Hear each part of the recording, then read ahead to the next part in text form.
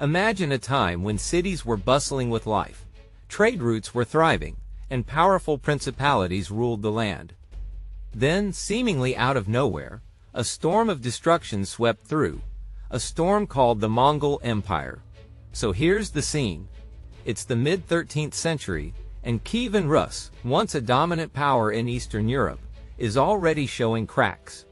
Internal squabbles and fragmentation had left the region vulnerable.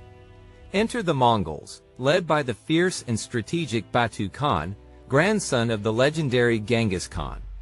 Their campaign wasn't just a sudden strike, it was calculated and devastating. The Mongols had actually been preparing for this invasion for years. Back in 1223, they defeated a coalition of Rus's forces and Cumans at the Battle of the Kalka River.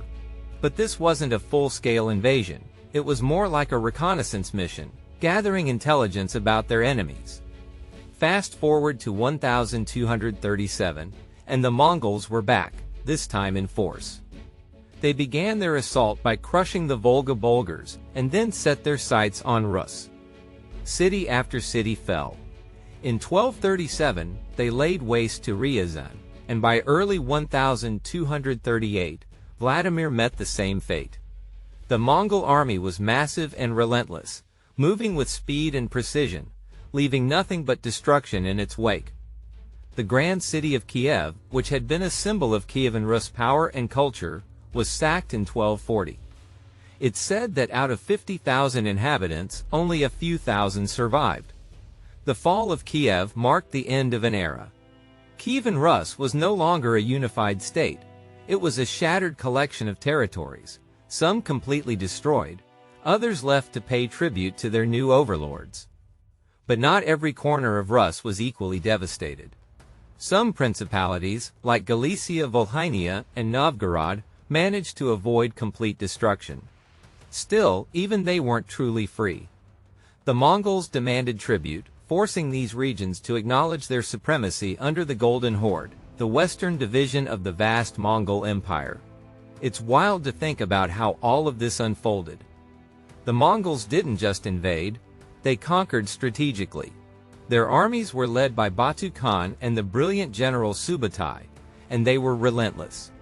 Even regions that prepared defenses, like the Volga Bulgars, were no match for the Mongol onslaught. Forest ramparts, fortified cities, and larger garrisons couldn't stop the lightning-fast and brutal attacks. By the time the Mongols moved on to their next target, the devastation was total. And it wasn't just about battles. The Mongols had a bigger vision. They wanted to dominate Eastern Europe. From the very beginning, Genghis Khan had plans for these lands. Even though he didn't live to see them realized, his successors carried out his vision with ruthless efficiency. The invasion was carefully planned at a Mongol council, or Kurultai, in 1235. It brought together elite warriors and princes, including Batu and other descendants of Genghis Khan. They led a massive army that seemed unstoppable. And by late 1236, the Mongol army, numbering around 120,000 highly skilled mounted archers, crossed the Volga River and invaded Volga Bulgaria. This was no slow siege. In just a month, the Mongols completely crushed the resistance of the Volga Bulgars, Cumans, Kipchaks, and Alans. Their strategy was brilliant, but brutal. Swift movements, overwhelming force, and a calculated use of fear to break their enemies. Now, picture this. Just before the invasion fully unfolded, a Hungarian friar named Julian had traveled near the eastern border of Rus. He discovered the Mongol army was strategically waiting for winter. Why? Because frozen rivers and swamps made natural barriers disappear, turning them into highways for the Mongol cavalry. In a letter to Hungary, Julian warned of the impending storm, even describing Mongol messengers detained by Yuri II of Vladimir as they carried letters on their way to Hungary. Yuri too, sensing trouble, sent these messengers away but seemed uncertain about what lay ahead. In November 1237, the storm broke. Batu Khan sent envoys to Yuri II, demanding his submission. The message was simple: submit and avoid destruction. But according to chronicles like the Laurentian Codex, Yuri II rejected the offer with disdain, dismissing the messengers as deceitful. He may have tried to avoid conflict by offering gifts, but it wasn't enough to stop what was coming. The Mongols attacked from multiple fronts, each one devastating. They began with Ryazan, besieging the city for 3 days before it fell in December 1237. The accounts of the aftermath are chilling. The city's inhabitants, men, women, children, priests, were slaughtered or taken as slaves. From there, the horde moved swiftly, burning Kolomna and Moscow to the ground. When they reached Vladimir in February 1238, they showed no mercy. After just 3 days of siege, the city was taken and set ablaze. Even the royal family wasn't spared, perishing in the flames. Yuri too fled north to muster a new army, but his efforts ended in disaster. At the Battle of the Sit River in March 1238, his forces were encircled and annihilated. And the devastation didn't stop there. Batu Khan divided his forces into smaller units, which swept across northeastern Rus, laying waste to cities like Rostov, Yaroslavl, Kostroma, and Tver. The Mongols even deployed Chinese siege engines, enabling them to raise city walls with terrifying efficiency. Yet, amidst this chaos, there were pockets of defiance. The town of Kozelsk resisted for 7 weeks, its people and their young prince Vasily killing thousands of Mongol soldiers before being overwhelmed. Legend has it that another town, Kitej, was so desperate to avoid capture that it was submerged into a lake, its story now part of Russian folklore. While most of Rus suffered unimaginable destruction, some areas were spared the worst. Novgorod and Pskov avoided the fate of other cities by choosing to surrender preemptively, offering tribute to the Mongols instead of risking annihilation. Even so, the fear and devastation lingered, as the Mongols pressed further into the region. By 1240, the focus turned to Kiev. Once the heart of Kievan Rus, the city was already weakened by internal conflicts and shifting allegiances. When the Mongols approached in November 1240, the defenders were overwhelmed not just by the advancing army, but by the sheer scale of their forces. Chroniclers describe the sound of countless carts, camels, and horses filling the land as the Mongols closed in. After days of siege, Kiev fell in December. The destruction was catastrophic. The city was looted and burned, with only the Sofia Cathedral left standing. Years later, visitors would describe the haunting sight of bones and skulls scattered across the ruins. Batu Khan's campaign didn't end there. His forces ravaged Galicia-Volhynia, despite fierce resistance from Prince Daniel. Then in 1241, the Mongols pushed westward into Hungary and Poland, extending their reach into Europe. They captured key cities like Pest and Esztergom, consolidating their power and laying the groundwork for what became the Golden Horde, a Mongol domain centered on the lower Volga.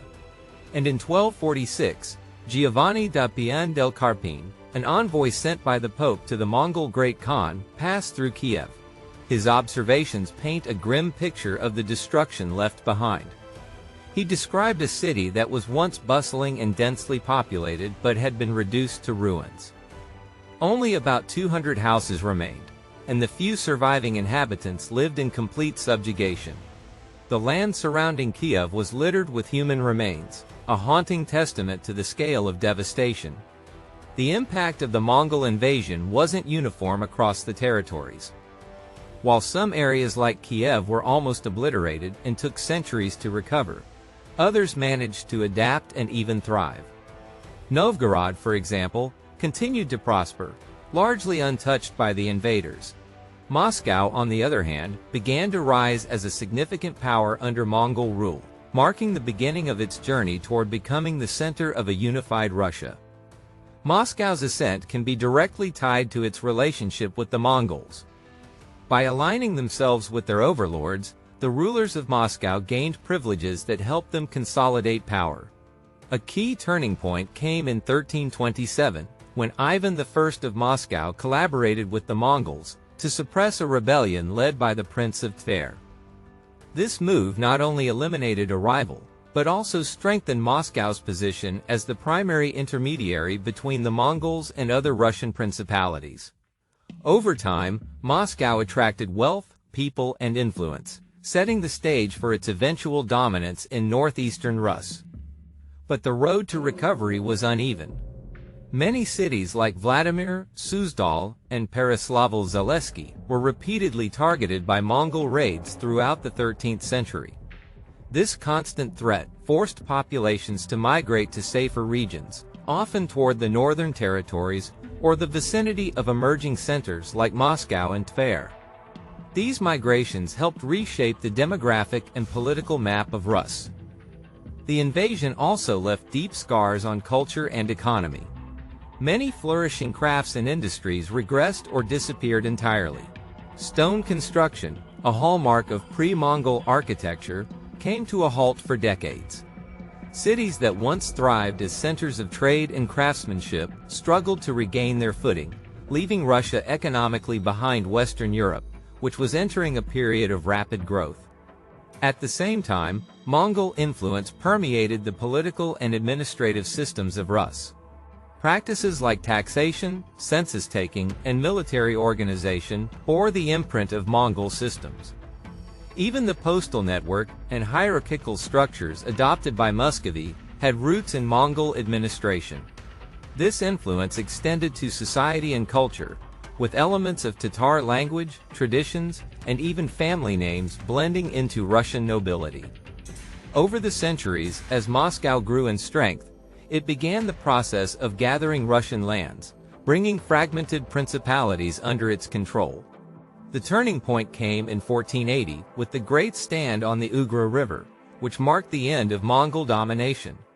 By then, Moscow had absorbed enough power and influence to chart its own path, but the legacy of Mongol rule remained woven into its fabric. The Mongol invasion was a catastrophic chapter in the history of Rus'. Yet it was also a period of profound transformation. The destruction was unparalleled, but it set the stage for the rise of Moscow as a centralized power, shaping the trajectory of Russian history in ways that resonate even today.